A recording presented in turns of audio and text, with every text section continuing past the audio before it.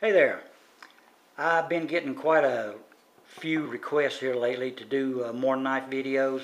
I do them every once in a while. Started out doing them, and I get a lot of my subs want me to show more of my knives that I carry in my rotation. So that's what I'm going to do this video on right here. This is one of my all-time favorites here. It's the Emerson Mini-Commander. Love this knife. Emerson knives, a lot of people don't know this, but Ernie Emerson has a contract with our government and several other governments. His knives are supplied or issued to the NASA on the NASA Space Shuttle, U.S. Navy SEALs, the Air Force, and several foreign militaries issue his knives to the personnel. It's a really good knife. This is the second one that I've had. I got rid of the first one, and I was sorry I did it. And man, it just kept nagging at me and nagging at me. So I got me another one. Love this thing. Excuse me. I'm not going to do a review on it because there's tons of these things out here. I just wanted to show one of the knives I carry in my rotation. This thing right here, man, I tell you what, it's got the thumb disc, they call it, instead of the thumb studs.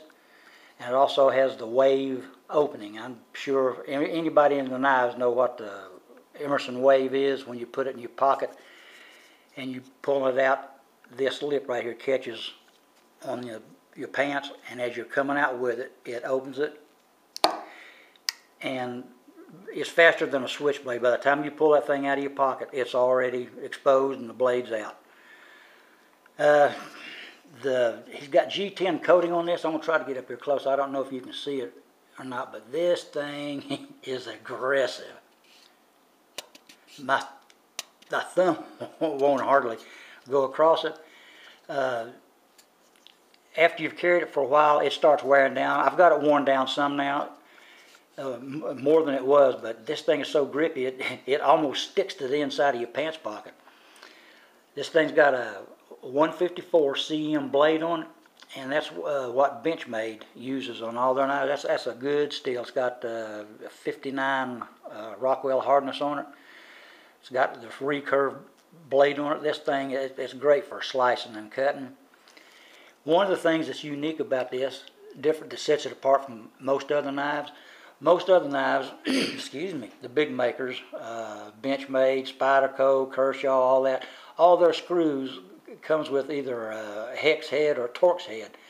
But what Emerson does, if you notice here, he uses a flathead screw on the pivot, and he uses Phillips screws on the rest of it.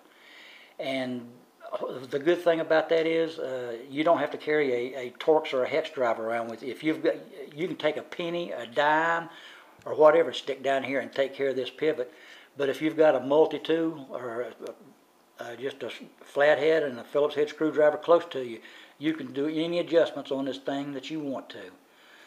And that makes it nice. And the first one I had did not have this feature that I'm fixing to show you right here. That this is what I really want. This one has the standoffs.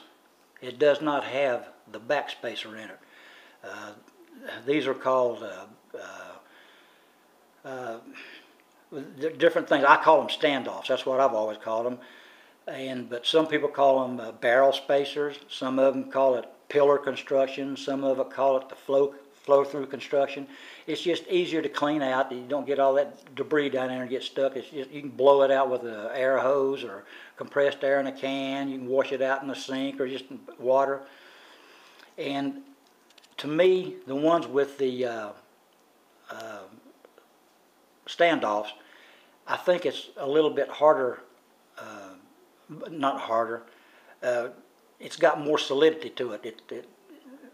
These screws go into the backspacers, go into the standoffs, where if you had the backspacer in here covering this up, the threads don't go down in there far enough on each side, but these will seat in there, and man, it's solid construction. I guess that's what I'm trying to say. And there is absolutely no blade plate in this thing side to side, up or down. That thing is tight as a tank. And this one here, for all you people that are knife people, look at that early lockup right there. That's at about, man, that's an early lockup. I'd say that's about 25%. Man, I don't even think it's quite 30%.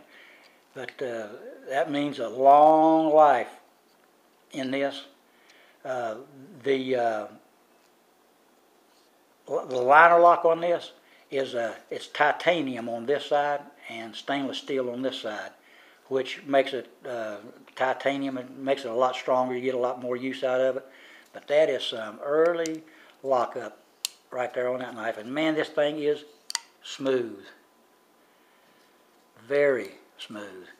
When you first get them, they're stiff. It takes a little bit of breaking in. But man, I love that sound. Emerson, he does and all these are handmade. A machine does not assemble these things, put together. Every one of these.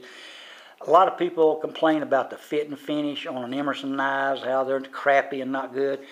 I wouldn't say that. One thing you can tell that they're handmade is you won't find two Emersons that are exactly alike hardly. There'll be something just a little bit different about each one, and that's because they're all made by hand by people that are put together. And got some great jimping here on the back, and got that little ramp right here for your thumb, which is also the Wave Opener. And boy, this thing just feels good in your hand. I'm telling you what. That's one of the best feeling knives that I have. And I like the way Emerson puts his logo on the blade. If I can get this thing to focus, I'm not sure it is. I can hardly tell. But this one was made, if you can see on the date there, this was a 2013. The last one I had was a 2012, but this one was made in 2013. Great, great knife. Can't go wrong buying an Emerson.